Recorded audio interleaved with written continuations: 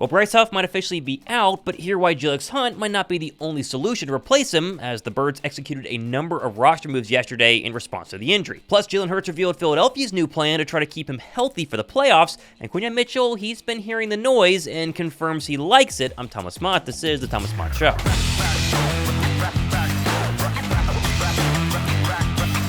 Well, everyone is rightfully focused on Quinyon Mitchell, Birds defense versus the Rams offense and wide receiver core this weekend, and probably rightfully so. No one is talking about Saquon Barkley's potentially massive performance on Sunday night versus a Rams defense that's 18th in the league in rushing yards allowed per game, and just last week gave up a $125 on the ground to the 3-win Patriots and running back Ramondre Stevenson. And while by this time you'd expect teams to realize that slowing down Saquon should probably be their number one priority on defense, Lane Johnson told reporters earlier this week he thinks the focus on 2-6 hasn't fully hit yet, saying, quote, "As we advance, people are going to try and stop the run. We have to be able to adapt, adjust more effectively than we did last year. Those adjustments in between drives are going to build for winning performances." Still, focused on or not, Saquon has 738 of his rushing yards this season after halftime and is averaging, 7.2 yards per run in quarters 3 and 4. 13 of his 15 longest runs this season have all come in the second half.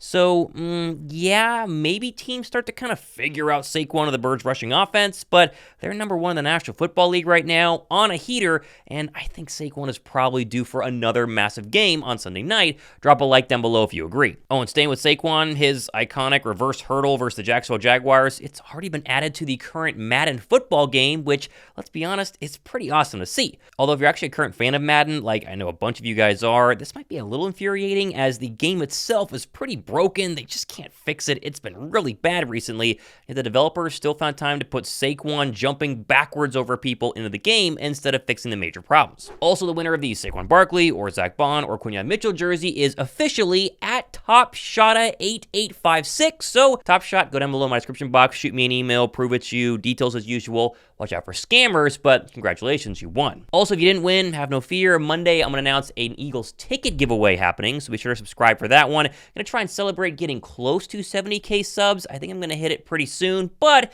if you want to automatically get locked into that, hit the sub button down below, and let me know if you won Eagles tickets, which game would you go to? Oh, and staying with the Eagles meme update, we finally got confirmation yesterday that Quinyon Mitchell has heard his new fan favorite nickname, Guantanamo Bay, and definitely likes it. Have you heard some of the nicknames fans have come up with for you? Yeah, I've seen a couple. So what do you make of Guantanamo Bay? I like it. I think it's cool. Yeah, I think it's cool. What about San Quinyon? I ain't seen that one. So you're okay with Guantanamo Bay? Yeah, that's cool. Yeah, that's cool.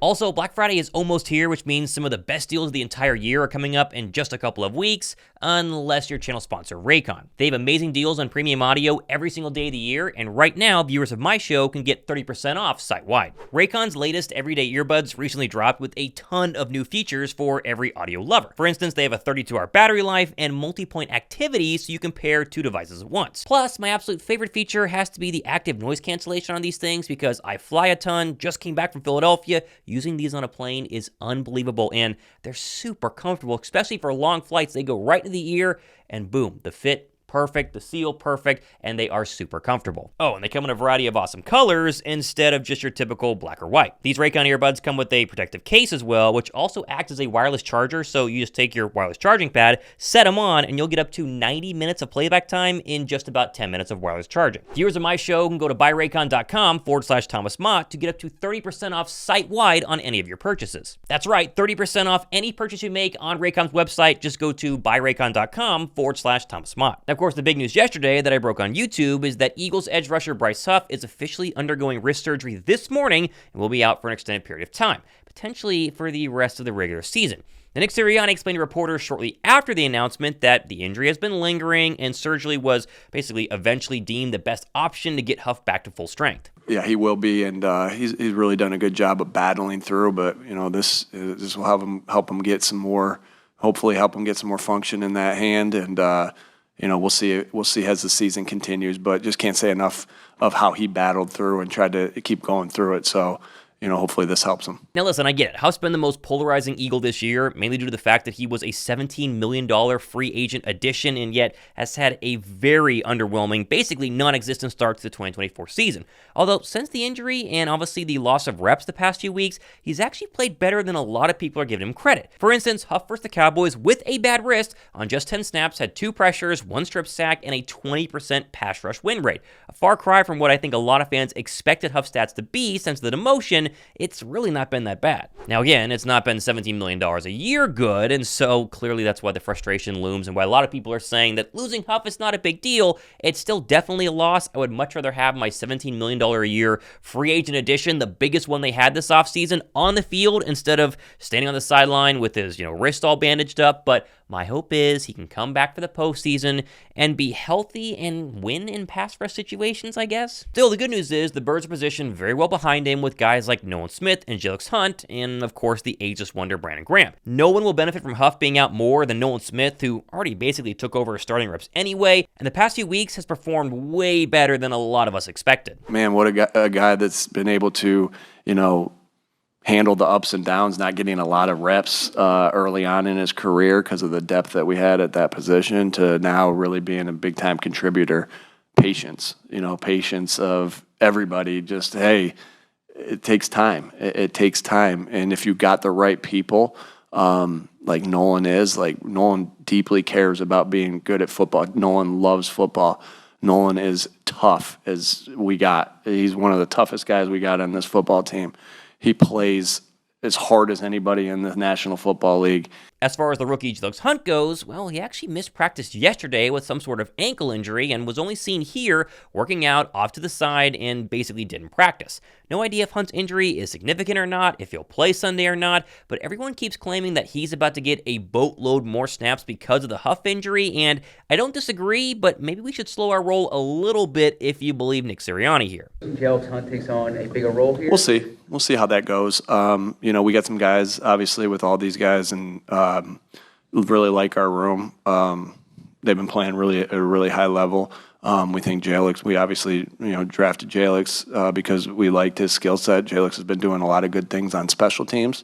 And so, we'll see how those reps get divvied up, and this week will tell a lot in practice. Now, I do expect recently signed practice squad player Teron Jackson to be elevated this weekend to the active roster just to get some added depth in case Hunt is either not 100% or they're just worried about not having as many players on the edge. Either way, Teron Jackson, former Eagle, brought back. I think he plays on Sunday. Now, speaking of bringing back players, Howie Roseman signed former Baylor and Cleveland Browns defensive tackle Siaki Ika to the practice squad yesterday, who, if you remember, was signed to the Birds practice squad earlier this year and then released a couple of days later.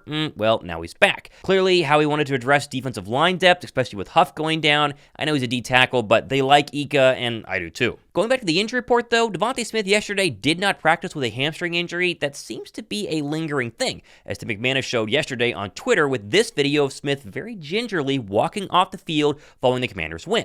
Now, Smitty has not missed any games this season, although the hamstring has kind of been, like I said, a lingering thing. It is worth keeping an eye, though, as Philadelphia's final 7 games during the regular season are all, except for a couple, against pretty tough opponents, and no bye week because it happened earlier on in the season means Smitty's going to have to work through this or miss a game to try to get healthy. Thankfully, there was some good injury news yesterday when it comes to Hurts, Britton Covey, and Milton Williams, who didn't practice, but did tell John McMullen after practice, quote, "See you Sunday," so I guess his foot injury is not that big of a deal. Hurts was limited with an ankle injury, but did tell reporters at his press conference that this was all a result of a new lower body program that he and the Eagles have worked on the past couple of days, all focused on keeping him as healthy as possible going into December. Yeah, it's just a program we have for the mini-bye, so I'm fine.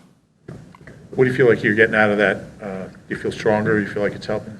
Yeah, that's the goal, always. And really, throughout the course of a year, just really making sure you're doing the things you need to do to stay on top of stuff. And that's kind of what we're doing. A lot of other players are doing it as well. So just taking it a day at a time, like everything. We kind of forget that Jalen Hurts has experienced quite a few late-season injuries over the course of his career, all of which was chronicled very well in Jeff Kerr's article this morning, where he said, quote, "Missing a game late in the 2021 season that lingered into the wildcard game playoff loss to the Tampa Bay Buccaneers, then followed with a joint separation in the shoulder that resulted in missing 2 games. Hurts played through a knee injury last year, even wearing a brace on it at one point, followed by a dislocated right middle finger this past January. Whatever this lower body program Jalen Hurts was gone through the past couple of days, no clue exactly what it entails, whether it's strengthening, whether it's conditioning, whether it's more mobility work. Either way, you like the focus to be on keeping Hurts healthy because, as we've seen the past couple of years, he's been pretty banged up going into the postseason. Hasn't really affected him that much, but a healthy Jalen Hurts is way better than a 80% Jalen Hurts on January 1st. Finally, Britton Covey was a full go yesterday, just a day after being activated to the 21-day practice window. Of course, still dealing with that broken bone in his shoulder. I personally thought it would take maybe another 2 weeks to get him back on the active roster. Currently, he has 20 days to actually be activated, and so obviously no spot currently remains at this time. My guess is they're going to take Bryce Huff, put him on IR probably at some point today after his surgery, and then activate Covey, and he'll probably play on Sunday night. There'll be plenty more stuff happening the next couple of days and weeks, including our Saturday morning preview, where we'll look at, of course, what Philadelphia needs to do to win against a very good Rams football team. I think a lot of people are going to pick the Rams to win this football game kind of out in the national media because they're expecting the Eagles to eventually slip up because they've won all these games in a row. It's going to be tough. I love Philadelphia in this game, though. I think that they're going to win, and of course, we'll break that more down coming up in the next couple of shows. And myself and Josh Davis will be live on Sunday night, so come hang out for our Sunday night watch parties. It's going to be a bunch of fun. Subscribe, ticket giveaway happening, announcing on Monday. Going to be a bunch of fun stuff happening the next couple of days and weeks. I'm Thomas Mott. This has been The Thomas Mott Show.